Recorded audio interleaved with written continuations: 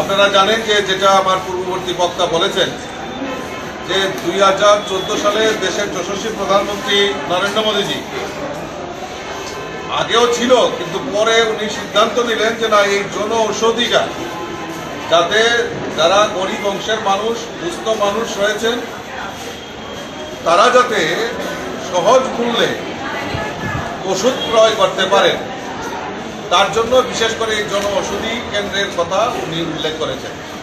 এবং 2014 সাল থেকে এখন পর্যন্ত প্রায় 11 বছরে সারা ভারতবর্ষে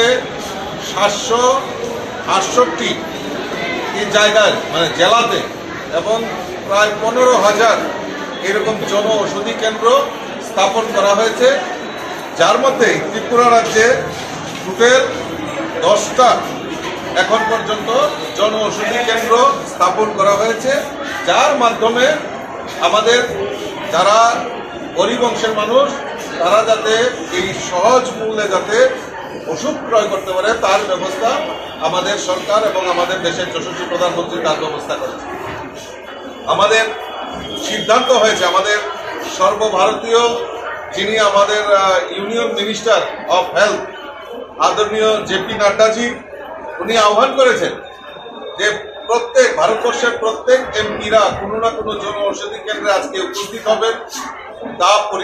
পরীক্ষা নিরীক্ষা করবেন এবং সেখানে লাভার্থীদের সঙ্গে কথা বলবেন, স্টক নিয়ে কথা বলবেন এবং এইটা কোনো দুর্বলতা যদি থাকে সেই ব্যাপারে একটা রিপোর্ট তৈরি করে কেন্দ্রীয় সরকারকে পাঠানোর জন্য নির্দেশ দেয়। সেই মোতাবেক আমি আজকে আপনাদের এখানে মধ্যে উপস্থিত হয়েছি এবং আমি জেনে খুশি হয়েছি যে এই আইজিএম হসপিটাল আমাদের এই যে জন ঔষধি কেন্দ্র, এটা ত্রিপুরা রাজ্যের মধ্যে নাম্বার 1 বিজনেস এখানে হয়, মানুষ এখান থেকে ভালোভাবে পরিষেবা নিতে পারে। তো কাজেই আমি সৌভাগ্যবান যে আজকে আমি আপনাদের মধ্যে উপস্থিত হয়েছি এবং এইটাকে আরো ব্যাপক প্রচার প্রসার কিভাবে করা যায় তার জন্য পরবর্তী সময়ে আমাদের কেন্দ্রীয় মন্ত্রী 9 তারিখে আমাদের এই ত্রিপুরা রাজ্য সফরে আসছেন, আপনারা জানেন। তো সেদিনও আমি বিস্তারিত আরো কথা বলবো, যদি কোনো প্রয়োজন হয় এর জন্য ঔষধি কেন্দ্রের ব্যাপক প্রচার প্রসারের জন্য আমি ওনার সঙ্গে ব্যক্তিগতভাবে কথা বলবো। আমি আর কথা না বাড়িয়ে আমি ধন্যবাদ জানাই আইজিএম এর সুপারিনটেন্ডেন্ট, ডেপুটি সুপারিনটেন্ডেন্ট এবং ডক্টরসরা এখানে আছেন,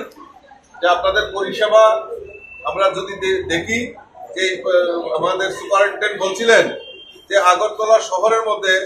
একটা মানে এইভাবে মানে আইজিএম হসপিটালের যে পরিষেবা এটা মানে কিভাবে তারা পরিষেবা দিয়ে যাচ্ছেন এবং এটা সুনামের সহিত সারা রাজ্যে এই আইজিএম হসপিটালের একটা গুণগত মান বজায় রেখেছেন। তার জন্য আমি এখানকার যারা ডাক্তার, নার্স এবং ইনক্লুডিং আমাদের সুপারিনটেন্ডেন্ট, ডেপুটি সুপারিনটেন্ডেন্ট, আমি প্রত্যেককে অভিনন্দন জানাচ্ছি, শুভেচ্ছা জানাচ্ছি এবং আরো কথা দিয়ে যাচ্ছি যদি কোনো কিছু প্রয়োজনীয়তা থাকে আমার সঙ্গে যোগাযোগ করলে নিশ্চয়ই আপনাদের পাশে থেকে আপনারা যে কাজ করছেন সেটার যদি কিছুটাও অংশীদারিত্ব হতে পারে নিজেকে ধন্য মনে করবেন।